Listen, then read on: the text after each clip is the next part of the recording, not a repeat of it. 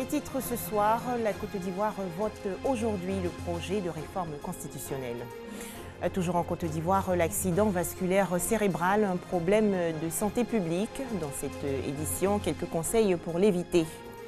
Enfin, la truffe italienne, bientôt classée au patrimoine de l'UNESCO. Rome a introduit une demande. Voilà donc pour le sommaire. Bonsoir à tous. Le vote référendaire vient de s'achever en Côte d'Ivoire. Plus de 6 millions d'Ivoiriens ont été appelés aux urnes aujourd'hui pour se prononcer sur le référendum constitutionnel. Autre actualité nationale, 2 bibliothèques et des sanitaires offerts récemment à 2 écoles primaires publiques de la commune d'Abobo. Le groupe scolaire Rail 4 et Sagbé ont accueilli avec ferveur ce don estimé à environ 200 millions de francs CFA. Il s'agit pour l'association humanitaire SOS Village d'enfants Côte d'Ivoire de soutenir l'éducation des jeunes enfants. Un reportage de Malika Koulibaly. 2 bibliothèques flambant neuves équipées et des sanitaires. C'est le don du village SOS d'enfants Côte d'Ivoire au groupe scolaire Raïkat et Sagbé d'Abobo. Un geste plein de sens pour les parents d'élèves. Nous sommes très heureux. Nous sommes heureux parce que aujourd'hui, les enfants que nous avons dans les classes de CM2 ne savent même pas lire et écrire. C'est déjà un mal. Et ce mal peut se corriger à travers les bibliothèques où ils sauront comment trouver les romans et autres. Et les lire, et puis bon, s'améliorer un peu plus. Ce don est estimé à 200 millions de francs CFA. Il est la contribution du village SOS d'enfants Côte d'Ivoire à la politique de la nouvelle école du gouvernement ivoirien. Le projet, c'est de pouvoir étendre ça dans d'autres écoles, aussi bien à Bobo que dans les autres communes d'Abidjan et même d'Aboisseau et de Yopougo, là où nous sommes implantés. C'est de participer, bien sûr, à l'effort du gouvernement d'offrir un cadre de vie agréable au travail des enfants et des enseignants. Les résultats scolaires ne peuvent être bons que s'il y a un cadre de travail qui est propice. L'action de ce centre d'accueil va contribuer à améliorer le taux de rendement scolaire dans ces 2 établissements. Et pour les parents d'élèves, cette amélioration sera encore plus nette si ces écoles étaient dotées de nouvelles salles de classe, de plus de tables bancs et de mesures de sécurité. Boaké, dans la région de Béké, le lycée moderne Jeune Fille a également reçu un don de l'organisation non gouvernementale Bin Kelen. Il s'agit d'une salle multimédia entièrement équipée, 10 ordinateurs et divers accessoires estimés à environ 10 millions de francs CFA. Walter Amadou Ouattara de RTI Boaké. Ce sont ainsi 10 ordinateurs et accessoires d'une valeur de 10 millions de francs CFA que l'ONG Bekelen a offert au lycée moderne Jeune Fille de Boaké. Le COGES du dit lycée a aussi fait don de 5 ordinateurs complets. C'est donc 2 salles et 15 ordinateurs qui sont ainsi mis à la disposition des apprenantes afin de lutter contre l'analphabétisme informatique. L'organisation non gouvernementale Benkelen, basée à Paris en France, une ONG composée de jeunes élites ivoiriennes, hier, tous de brillants étudiants. Cela a un double sens. Il y a déjà la promotion de la gente féminine en Côte d'Ivoire et puis l'initiation à l'informatique dans les établissements scolaires. Inviter les filles à faire davantage pour que, en tout cas, le résultat attendu soit en tout cas réel. Les différents intervenants ont exhorté les jeunes filles à prendre soin du matériel mis à leur disposition. Le représentant du directeur des technologies et des systèmes d'information du ministère de l'Éducation nationale, parrain de la cérémonie, a salué l'installation de cette salle informatique et a invité les bénéficiaires à une saine utilisation de ces outils informatiques. L'ambition du ministère n'est pas de faire de tous ces enfants de l'informatique, pas du tout. C'est de leur donner la concept informatique qui pourra leur permettre de comprendre tout ce qui est numérique autour d'eux, voilà, pour mieux les utiliser. La visite de la toute nouvelle salle multimédia et des démonstrations sur l'utilisation du matériel qu'elle comprend ont mis un terme à la cérémonie de remise officielle de la dite salle au lycée moderne Jeune Fille de Boaké. Cet établissement scolaire compte 2700 élèves. Au chapitre santé, l'accident vasculaire cérébral, l'AVC, fait beaucoup de ravages. En effet, selon l'Organisation mondiale de la santé, plus de 17 millions de personnes sont décédées en 2008 de maladies cardiovasculaires. En Côte d'Ivoire, l'accident vasculaire cérébral est un réel problème de santé publique. Alors, comment prévenir l'AVC? Quel traitement peut-on en guérir? Les explications de Serge Colléa. CHU de Cocody, service de neurologie, 10e étage. C'est ici que sont traités les cas d'accidents vasculaires cérébraux ou, si vous préférez, les AVC. Les vaisseaux sanguins qui amènent le sang vers le cerveau vont avoir un problème. Et ce problème, il est de deux types.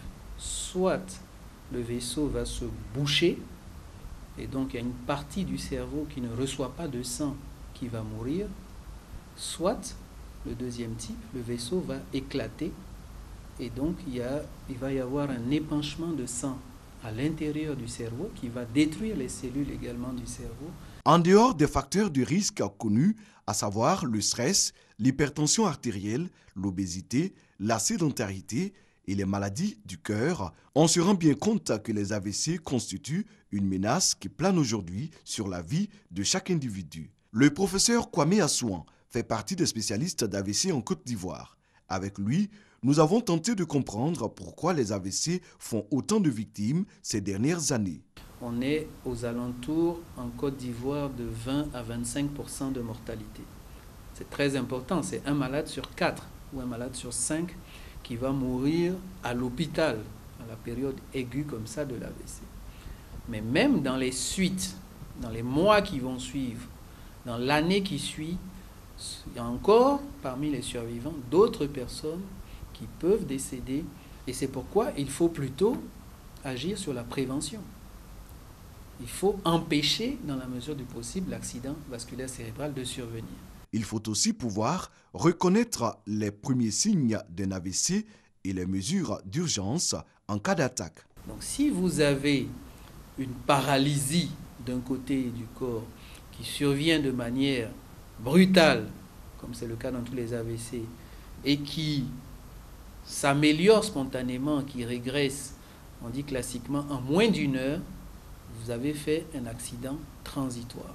C'est un avertissement qui vous dit que vous risquez, dans les heures qui viennent, de faire un vrai AVC complet définitif. Pour parler prévention, nous avons rencontré le docteur Anvo, chercheur à l'université Nangui-Abrogwa d'Abobo-Adiamé. Il est basé à l'Institut de cardiologie d'Abidjan où il mène des recherches. Pour lui, il ne faut pas chercher ailleurs les raisons de la montée en puissance des AVC et des maladies cardiovasculaires. Elles se trouvent dans nos assiettes. En Côte d'Ivoire, si nous mangeons trop salé, trop sucré, il est intéressant d'abord de modérer la consommation des jus de fruits. En deux, nous demandons aux personnes de plus de 45 ans, 48 ans, de réduire leur consommation en aliments ayant un fort taux de sucre. À partir de 45 ans, 50 ans, apprenons à ne plus manger du riz le soir, l'attiéké le soir, l'igname le soir. Ces aliments doivent être consommés à mi-journée, à midi, mais pas le soir.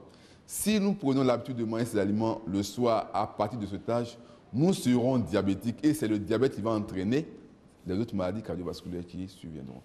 L'alimentation, un facteur de risque fondamental à ne pas négliger dans la prévention des AVC. J'invite les Ivoiriens de ne pas forcément attendre qu'ils soient malades avant de venir faire une constatation génétique. Pour beaucoup, ils savent que dans leur famille, il y a des personnes qui sont diabétiques, hypertendues, qui ont ces maladies cardiovasculaires. C'est le lieu de venir faire une constatation génétique avant que le mal n'arrive. Contrôler sa tension artérielle, pratiquer du sport, la marche par exemple, manger moins salé et moins sucré, éviter le tabac et la consommation excessive d'alcool, aller en consultation diététique sont quelques-unes des règles d'or à respecter pour faire barrage à l'AVC, ce monstre qui tue en silence. Planter des arbres pour sauver l'environnement et le cadre de vie dans la commune de Cocody. C'est l'objectif de l'opération Cocody Cité Verte, Cité Carbone. Ce plan lancé récemment sera réédité chaque année. Le point avec Franck Quadio. La Convention cadre des Nations Unies sur le changement climatique a dans les conclusions de Paris recommandé la réduction des émissions de gaz à effet de serre de 2 degrés Celsius d'ici à 2020. En Côte d'Ivoire, la déforestation demeure encore un facteur déclenchant du dérèglement climatique. On est autour de 2 millions d'hectares, alors qu'au début, on était à plus de 36 millions d'hectares de forêt. Nous avons ravagé nos forêts. En ravageant nos forêts, nous diminuons non seulement notre espace de vie, mais nous réduisons notre espérance de vie. Constat fort, donc acte. La commune de Cocody veut jouer sa partition. L'opération Cocody Cité Verte, Cité Carbone est lancée. L'opération va se prolonger sur 12 mois. On choisira les périodes par semaine ou tous les 15 jours. On plantera des arbres dans des quartiers partout à Cocody. 12 mois. Au bout du 12e mois, on fera le bilan. Il s'agira au cours de cette journée de planter des arbres et de porter une attention hardie au cadre de vie. L'idée séduit la population. Quand on voit des arbres, que c'est beau à voir, on est content. On peut même se reposer, on peut même faire peut-être même des activités, se détendre. Le planting d'arbres à Cocody, l'objectif affiché par les autorités, 1 million de plants d'arbres, soit un arbre par habitant. Hors de chez nous, et je vous l'annonçais dans les titres, l'Italie a demandé le classement de la culture de truffe au patrimoine immatériel de l'humanité de l'UNESCO. Le pays compte environ 200 000 truffiers, tout type de champignons confondus. Regardez. On dit que le chien est le meilleur ami de l'homme. Mais pour Giovanni Sacchetto, sa petite Dora vaut vraiment de l'or. Depuis 9 ans, ils parcourent ensemble les forêts autour d'Alba, dans le Piémont, à la recherche de la fameuse truffe blanche. Ces pépites coûtent sur le marché officiel entre 2 500 et 4 000 euros le kilo. La truffe, c'est quelque chose d'étrange. C'est quelque chose de beau, car étrange. On ne sait jamais où elle se trouve. Ça, c'est la vie de chasseur de truffes. Ce n'est pas un travail, c'est une passion. Ils sont 4000 dans le Piémont à la partager. Et autant de chiens, voire plus, car certains truffiers en ont plus d'un pour multiplier leurs chances. Le chien, c'est quelque chose. Je ne dis pas que c'est mieux qu'une épouse, mais pour le chercheur de truffes, son chien, c'est quelque chose d'indescriptible. Chaque année, la foire internationale de la truffe blanche attire à Alba des dizaines de milliers d'amateurs du monde entier. Une expérience sensorielle qui, pour certains, n'a pas de prix. C'est quelque chose d'unique, déjà par l'odeur. Au goût, moins, mais c'est surtout cette odeur, la structure. Moi, je l'aime particulièrement toute simple, juste sur des pâtes ou du risotto, toute simple. Mais pas seulement. Désormais, des chefs étoilés essayent de nouvelles recettes. Comme cette salade composée de produits du terroir, avec un petit bonus dans l'assiette. C'est un produit de la nature tellement pur que c'est nous, les chefs, qui devons être au service de la truffe, et pas le contraire. L'Italie a d'ailleurs demandé l'inscription de la culture de la truffe blanche au patrimoine de l'UNESCO. Et une campagne de financement participatif à hauteur de 50 000 € a été lancée pour aider à protéger les terrains truffiers de la région d'Alba. L'Italie qui fait face à une catastrophe, sa région centre a été à nouveau frappée par un tremblement de terre. On dénombre de nombreux dégâts matériels et une vingtaine de blessés. Enfin, la purge se poursuit et s'amplifie en Turquie après la tentative de coup d'État du 15 juillet dernier. Plus de 10 000 fonctionnaires supplémentaires ont été limogés dans le cadre des enquêtes ouvertes. À noter que depuis le putsch avorté, 35 000 personnes ont été arrêtées dans le pays. Merci de nous avoir suivis.